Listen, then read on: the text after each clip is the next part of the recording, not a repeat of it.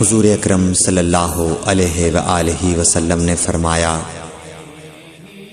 کہ وحی نازل ہوتے وقت کبھی مجھ کو گھنٹی کی سی آواز محسوس ہوتی ہے، اور وحی کی یہ کیفیت مجھ پر بہت شاخ گزرتی ہے۔